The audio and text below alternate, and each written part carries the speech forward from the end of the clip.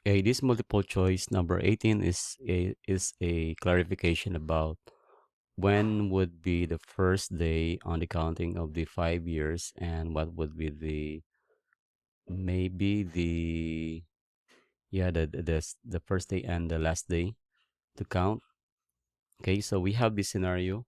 The BIR mailed the final assessment notice fund to the taxpayer on January 10. So this is one of the important uh, information to use, and also this one mailed. Now the taxpayer received the fund on January 2025. Okay. The taxpayer failed to protest the an assessment and became final. Okay. Now the BIR wants to issue a warrant of distraint and levy. Okay. Based on the rule regarding the statutory period, what is the reckoning date, which is the start date, and the deadline for the BIR to release the WDL. Okay. Now here's the thing that we need to know before we answer this one. First is the statutory period for the collection is 5 years.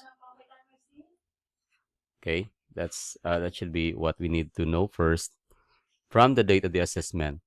Now, from the date of the assessment, it means sent. This is the date of assessment that is meant in the jurisprudence. Okay, now the jurisprudence clarifies that the date of the assessment is the date the notice was mailed. So, yung mailed, yun yung pagbasehan ng date of assessment. Hindi pa yung date talaga ng date of the letter of the assessment notice. Kung hindi siya mailed, yung day kung saan siya na-release or saan siya kung kailan siya kailan siya na-release at saka kailan siya napadala ng BIR. Not the date of the receipt, hindi yung date na na-receive niya, receive ng taxpayer, which is January 25. Hindi ito yung pagbasehan natin ng date of the assessment.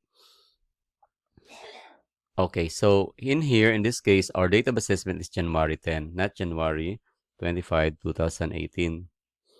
Therefore, yung count ng date niya is January 10, dito mag-start. So, starting January 11. So, matapos yan, January 10, 2020 what? 2023. Kung plus 5 years ka, that's 2023. So, end is January 10, 2023. So, that's the last day of the 5 years. Okay? So, selecting among those choices na given, ang tama lang dito is yung letter B. Okay? So, mag-start siya January 10. Start January 11 pala, 2018. Then, deadline niya is January 10, 2023. Yun yung ika-5th year.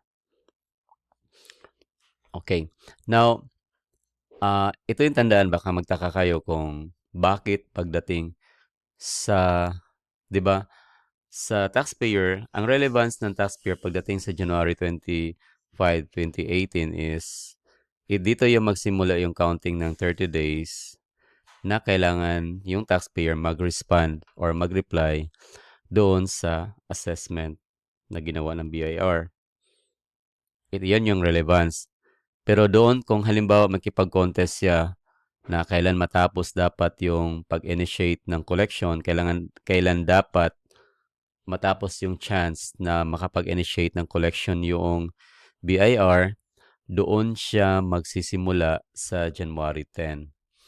And the second requirement, it should be na valid ang assessment. Valid assessment. Now, magiging valid lang po yung assessment kung ma-receive talaga yun ng taxpayer. So, in this case, na-receive nga ng taxpayer, kaya valid yung assessment.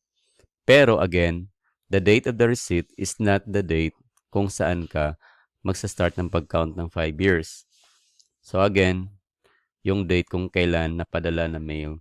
So yung proof doon, yung mga post office, yung mga log doon, marami yun sa batas kung ano yung pagsusundan. You can review your note, nandun yan.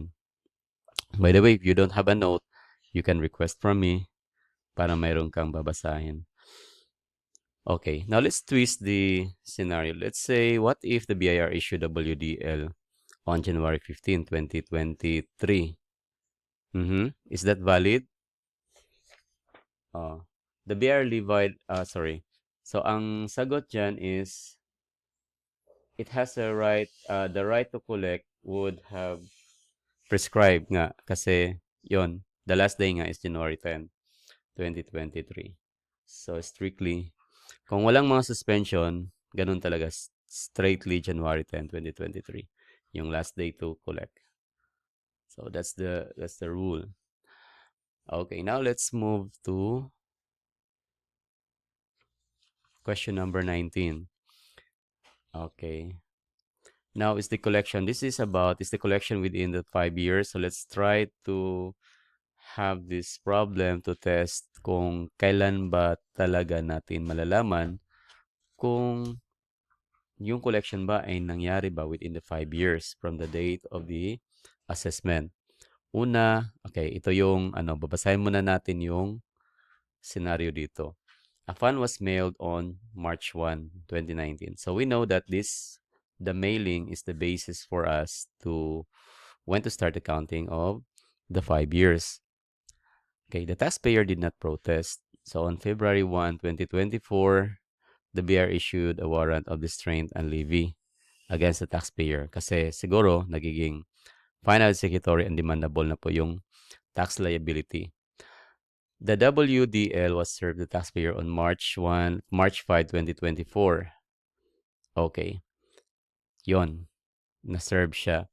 Now, ang tanong ngayon, pasok ba yung March 5, 2024 doon sa 5 years na statutory period of limitation?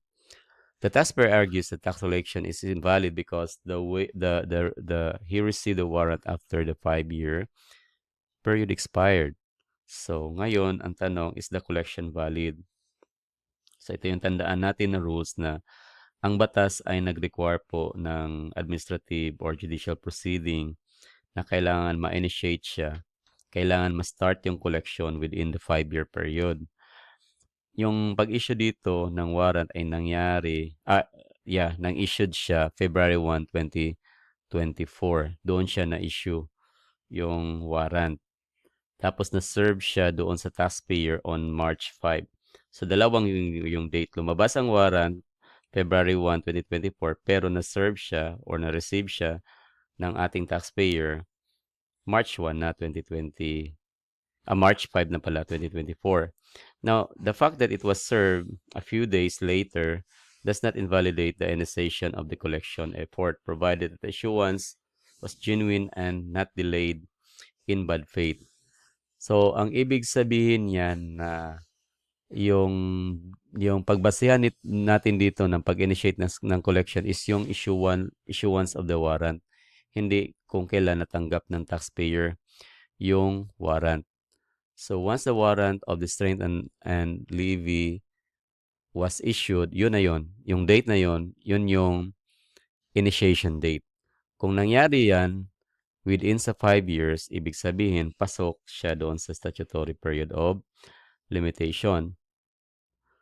So, ang answer dito, valid ba siya? So, B at saka yung D ang correct. Ang nagsabi ng yes, pero tingnan natin yung rason. Sabi ng D, letter D, correct siya because the service warrant relates back to the date of the assessment. So, hindi ito yung rason. Correct siya because the WDL was initiated within 5 years. At saka yung pagbasihan niya ng initiated is the date the warrant was issued. Okay? Now, let's twist a little yung question natin. What if the fund was mailed on March 1, 2019, pero yung BIR filed a court case for collection on March 2, 2024.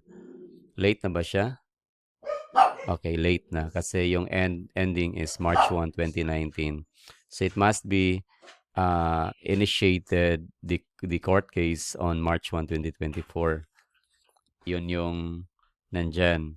So late na siya. So ibig sabihin, yung gobyerno natin loses its right na kukolektahin yung tax sa taxpayer.